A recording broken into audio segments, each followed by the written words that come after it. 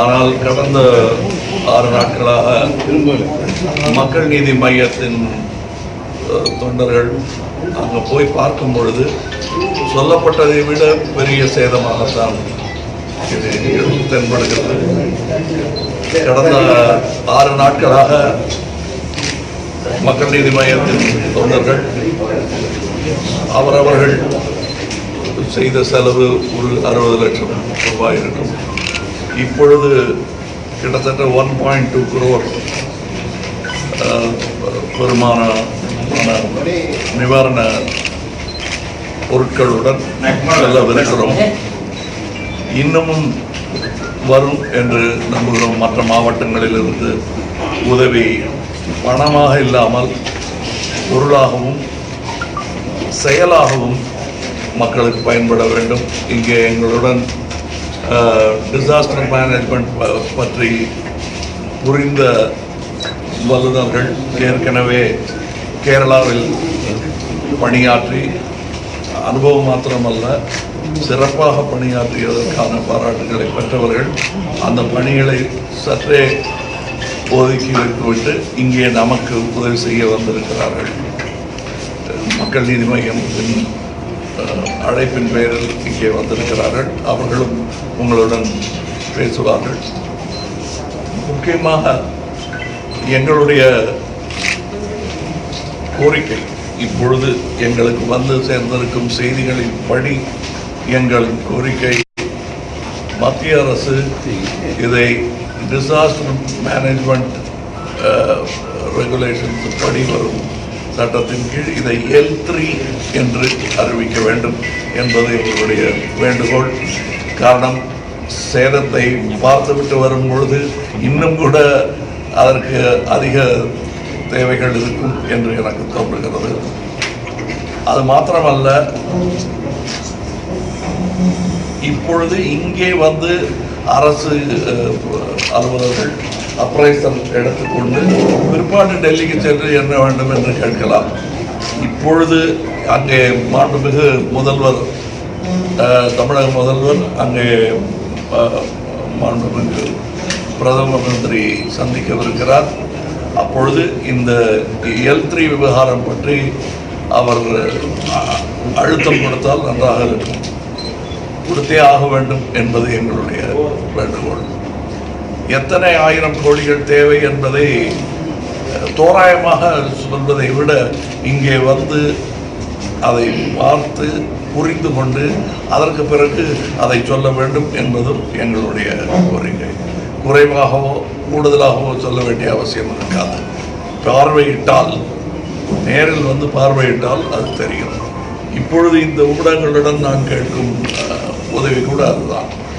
நீங்களும் ஒரு அப்ரைசராக மாற வாய்ப்பு இல்லை. நீங்கள் மக்களுக்கும் மத்திய அரசிற்கும் எடுத்து சொல்லும் ஒரு அரிய வாய்ப்பாக நீங்களும் அதை எடுத்துக்கொள்ள வேண்டும். நீங்கள் செய்யக்கூடிய உதவி அதுவாக இருக்கும். இப்பொழுது இங்கிருந்து கொண்டு இந்த ஆர்ம் சேர் சர்வீஸ் சரி வராதுங்க. இப்போ ஏன்னா அங்கே போன ஆட்கள் அதுக்காக சாய்வு நாற்காலியில் இருந்து கொண்டு மேஸ்திரி வேலை பார்க்க முடியாது. அங்கே போய் நின்று பார்த்தா தான் நமக்கு அது சொல்லி எடுத்து சொல்ல முடியும். ஏன்னா மேலதிகாரிகள் யாரும் அங்கே உள்ளே செல்ல முடியாத அளவுக்கு சில மனஸ்தாபங்கள் அங்கே இருக்கின்றன மக்கள் மனதில். அதை சரி செய்து செய்தியை கொண்டு சேர்க்க வேண்டும். தவிர அவர்கள் கொடுப்பதாக சொன்ன காம்பன்சேஷன் அது வந்து சரியாக தோன்றவில்லை. இருந்தாலும் அரசுக்குள்ள நெருக்கடியை உணர்ந்து கொண்டு மற்ற இடங்களில் வேறு பாதிப்புகளுக்கு கொடுக்கப்பட்ட பணங்களையும் மனதில் வைத்துக் கொண்டு 20 லட்சமாவது கொடுக்க வேண்டும். அது இப்போ வந்து 10 லட்சம்னு அறிவிச்சிருக்காங்க. அது போதாது என்பது எங்களுடைய பரிந்துரை இதுவாக இருக்கிறது. தவிர தென்னை மரங்களுக்கு வந்து 600 நீக்குவதற்கு 500 என்று 1100 ரூபான்னு போட்டிருக்காங்க. அதாவது திரும்ப அவை தென்னை தோப்புகளாகவே மாறும் பட்சத்தில் அதற்கு இன்னும் 4 வருடங்கள் இருக்கின்றன. அந்த 4 வருடம் அவர்களுடைய வாழ்வாதாரம் என்ன என்பதை மனதில் வைத்துக்கொண்டு அதற்கு தகுந்தாற் போல் இருக்க வேண்டும் அந்த காம்பன்சேஷன் என்பதுதான் எங்களுடைய பரிந்துரை. இன்னும் நேரில் சென்று பார்க்கும் பொழுது அவர்களின் மன்றாடல் என்றமாக இருக்கும் என்பதை புரிந்து கொள்ள வேண்டும். இது தவிர வேற மீனவர்களுக்கு இது கஜா புயல் கொஞ்சம் மையத்து தமிழகத்தில் கொஞ்சம் எட்டி பார்த்துருக்கு. ஆனால் மீனவர்களுக்கு வருடம் இது நிகழ்ந்து கொண்டிருக்கின்றனர். அதில் ஏற்படும் சேதத்திற்கு அவர்களுக்கு நிரந்தர தீர்வு என்ன என்பதை அவர்கள் இனி தொழில் மாற்றிக்கொள்ள முடியாதவங்க. அதனால் அவங்களுக்கு நிரந்தர தீர்வு என்ன என்பதை அரசு முடிவு செய்ய வேண்டும்.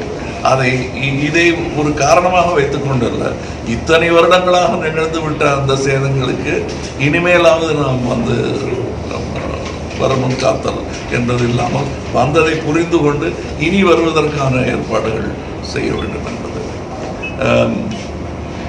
வேற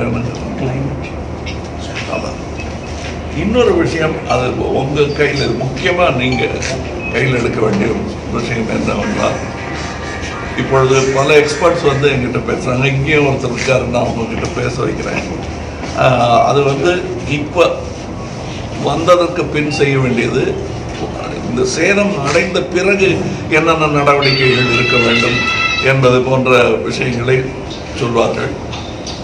இதையும் விட முக்கியமாக ஐநாவிலிருந்து விஞ்ஞானிகளின் எச்சரிக்கை ஒன்று உலகெங்கிலும் உள்ளவர்களுக்கு வந்திருக்கிறது. அதில் இன்னும் 12 வருடத்திற்குள் நாம் நடவடிக்கைகளையும் வியாபார முறைகளையும் பேராசைகளையும் கைவிடவில்லை என்றால் உலகம் நம்மை கைவிட்டுவிடும் என்பதுதான் அவர்களுடைய எச்சரிக்கை. அதற்கு அதாவது இந்த குளோபல் வார்மிங்னு சொல்றதெல்லாம் சும்மா கட்டுக்கதை என்று சொல்லி கொண்டிருந்த பெரு வியாபாரிகள் எல்லாம் இப்போ வாயடைத்து போய் நிற்கிறார்கள்.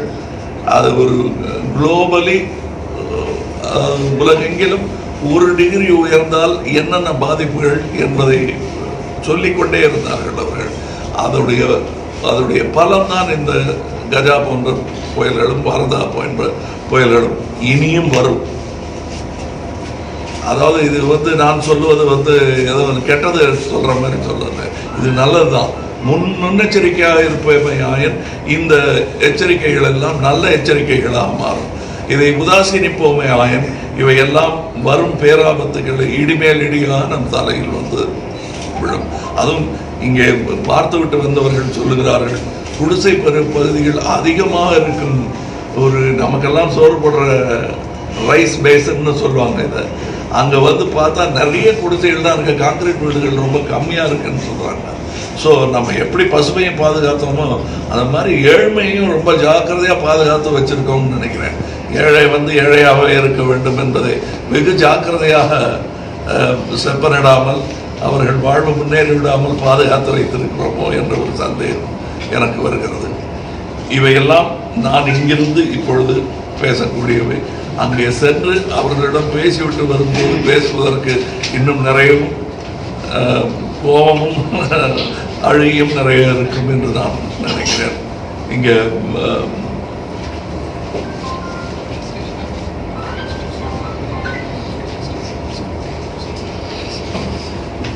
இந்த காம்பன்சேஷன்கிற இந்த விஷயம் இப்போ அது பேசியிருக்கோம். ஆனால் இப்போ உடனடி தேவைகளுக்கான விஷயங்கள் அங்கே போய் சேர மாட்டேங்குது, குடி தண்ணீர் உள்பட. இப்போ நாங்கள் ஒரு 60-70 வாகனங்கள், 60-70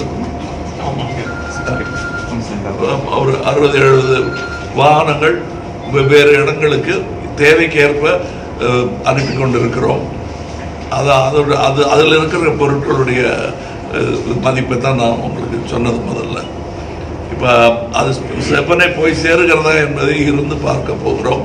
இனியும் அவர்களுக்கு தேவையானது வரும் வரை அங்கே தேவைப்பட்டால் தங்க நேர்ந்தால் அது அழுத்தம் கொடுக்குமே ஆகி அங்கேயே உட்காந்துருவாங்க. மீட்பு மற்றும் நிவாரணப் பணிகள் நடந்துட்டு இருக்கு ஒரு வாரமா. நீங்க பாக்குறப்போ எப்படி இருக்கு, சரியா போயிட்டு இருக்கா? போகலைங்கிறது தான் அவங்களுக்கு பத்தாதுங்கிறது தான் எங்களுக்கு வந்த தகவல். போய் பார்த்தா அவங்க பத்தாதுங்கிறது பல பேர் தியாகம் செய்து வேலை செஞ்சுட்டு இருக்காங்க. அது அரசு அதுக்கு ஈடு கொடுக்க வேண்டும் என்பதுதான் எங்களுடையது. அப்படி இல்லை என்பதுதான் மக்களுடைய குறையே. இப்போ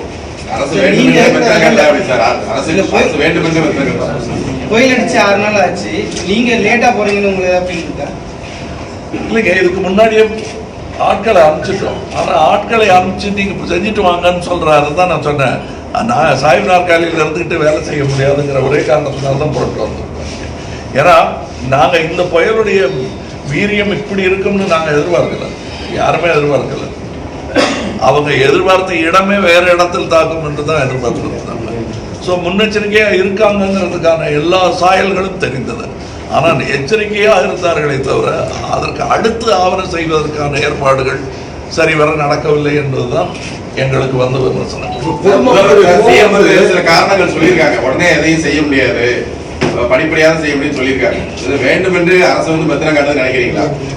இல்லைங்க, அது வழக்கமாக சொல்லலாம். பட் அதற்கு இல்லைன்னா ஏன் மக்கள் கோச்சுக்க போகிறாங்க? இல்லாததையே அவங்க சொல்கிறாங்க. இப்போ கஜா புயல்னு ஒன்று வரவே இல்லை இன்னும் சொல்ல முடியாது இல்லையா? அதே நேரத்தில் அதாவது எதிர்கட்சிகளின் தூண்டுதல் தான் அந்த போராட்டங்கள், மக்களுடைய போராட்டம். அப்படி அதை போய் பார்த்துருவோமே. இருக்குன்னு சொல்றீங்க, பேரிடர் அதிகம் இருக்குன்னு சொல்லிருக்கும். மத்திய அரசு இதுவரைக்கும் தமிழக பிரதமரோ இல்ல அவரை சார்ந்த அமைச்சர்களோ அனுப்ப வைக்கல. குறைந்தபட்சம் தமிழரோட முதல்வரை சந்திக்கிறதுக்கு அப்பாயின்மெண்ட் கூட கொடுக்க மாட்டேங்கிறாங்க. இவ்வளவு தாழ்ந்து தமிழகத்தை தொடர்ந்து புறந்தள்ளுற மாதிரி இருக்கு. மத்திய அரசு நடவடிக்கை நீங்க எப்படி பாக்குறீங்க? இல்லைங்க, அவங்க என்னங்கிறது விமர்சனம் அப்புறம் பார்த்துக்கலாம். இப்போ வரணுங்கிறது தான் எங்களுடைய இது. இப்போ இதுக்கு முன்னாடி நடந்தது ஒதுக்கி தள்ளணும்னு சொல்லலை, அந்த விமர்சனங்கள் அப்படியே இருக்கின்றன. ஆனால் இப்பொழுது இந்த டிசாஸ்டருக்கு அவங்க வரணும். ஏன்னா இது L3 அளவு, இதை அவர்கள் சீரியஸா எடுத்துக்கணுங்கிறது தான். நடிகர்கள் யாரும் இது வரைக்கும் போய் புயல் பாதிச்ச பகுதியை போய் பார்க்கவே இல்லை, எந்த விதமான நிவாரணம் தரலன்னு சொல்லி ஒரு யாருங்க நடிகர்கள் யாருமே புயல் பாதிச்ச பகுதியை பத்தி பேசவும் இல்லை, அந்த எவ்விதமான நிவாரணமும் தரல. தமிழ் சொல்ல முடியாது. பல பேர் அங்க அவங்க என்ன நினைச்சிட்டு இருக்காங்க, அங்க இருந்து பணம் அனுப்பிச்சு வச்சுட்டா நம்ம நடந்துடும் நம்பிட்டு இருக்காங்க. சென்னைனா எல்லாரும் களத்துல இறங்கி நடிகர்கள்லாம் அவங்க பண்ணாங்க. ஒரு பூமி இங்க இவ்வளவு பாதிப்பு நடந்தது இப்பதான் புரிய ஆரம்பிச்சிருக்கு. உங்களுக்கு ஊடகங்கள்லாம் அங்க நடமாடிட்டு இருக்கிற இடம் உடனே தெரிஞ்சு போச்சு. இப்ப நான் அவங்களுக்கு சப்பக்கட்டும் கட்டல, விமர்சனமும் நடிகர் சங்கத்தின் சார்பில் இது வரைக்கும் எதுவும் செய்யலையே சார்? செய்யலாம். அதாவது செய்யணும். அது இப்ப எனக்கே கொஞ்சம் புரிய ஆரம்பிச்சதுக்கு அப்புறம் தான் புறப்பட்டு வந்திருக்கேன் நான். இப்ப பொதுமக்களுடைய கோபம் எந்த நிவாரண பணியில செல்ல விடாம பண்ணுது அப்படிங்கிற இன்னொரு மறுபார்வையும் இருக்கு. இதை நீங்க எப்படி பாக்குறீங்க? நான் போய் அங்க நான் கொடுக்கும் பொருட்கள் போய் சேர்ந்ததுனால் போவதுன்னு அர்த்தம். கொண்டு போற ஆள் சரியில்லைன்னு அதுக்கு நாங்க என்ன பண்றது? அரசாங்கம் போகாத இடங்களுக்கெல்லாம் போயிருக்காங்க.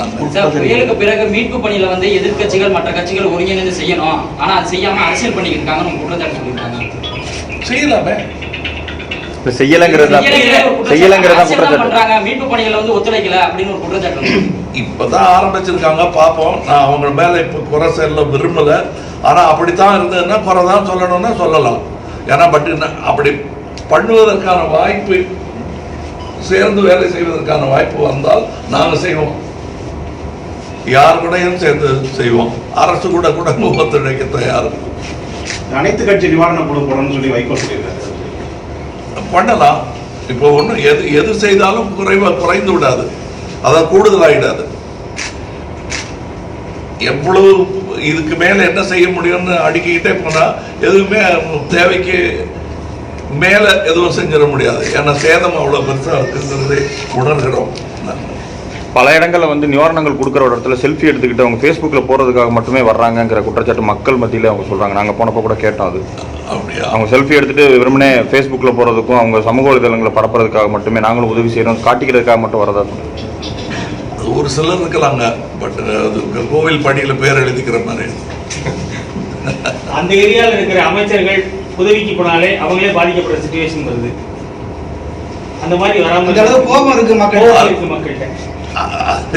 மக்கள் குறை மாதிரி சொல்றீங்களே அது இது சரியான இவ்வளவு நாள் எங்க போனீங்க என்ன பண்ணீங்கிறத ஒவ்வொரு நாளும் ஒவ்வொரு மணி நேரம் தாமதம் ஆக இப்ப நீங்க சொல்றத பார்த்தா போக முடியாம இருக்கேன் அப்படிங்கறத வந்து மக்கள் செய்த தவறு மாதிரி சொல்றீங்க. நீங்க அங்க போக முடியாத அளவுக்கு வச்சுக்கிட்டவங்க போனவங்க தான்.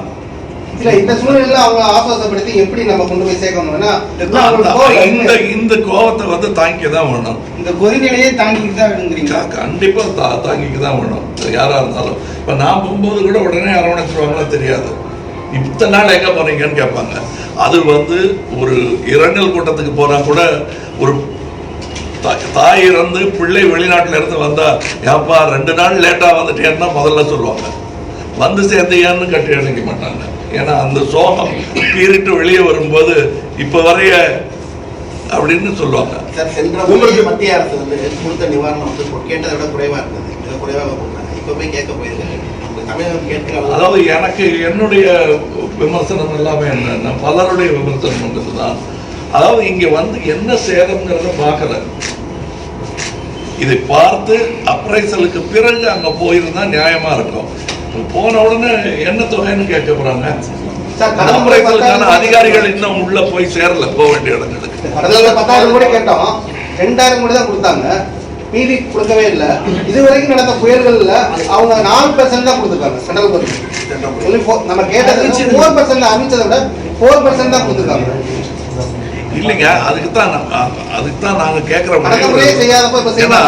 அவர்கள் மனிதர்கள் என்பதில் எனக்கு சந்தேகம் இல்லை. அதனால அவங்க நேரம் இங்க வந்து இதை பார்த்தாங்கன்னா மனம் இழக வாய்ப்பு உண்டு. So what we saw in the last couple of days that government vehicles were burned, they were attacked, ministers were confronted by people. The chief minister, it took him several days to actually carry out a helicopter survey, and even then he couldn't go complete his survey because of bad weather. So does this in a way show the government apathy, and does that explain the reason why people on ground are extremely angry? That ma'am is a disaster which is more than L5 or L6. That's a governmental disaster. We are not talking about that. That is a disaster for which they have to pay.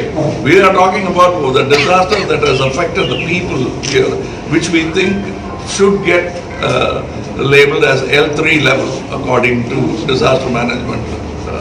But do you say that you consider that the response of the government post the cyclone has been extremely poor, and the apathy is out in the open? Yes, it has been extremely poor. We are trying to do. We are only a political party. We are not the government, but we are doing our best.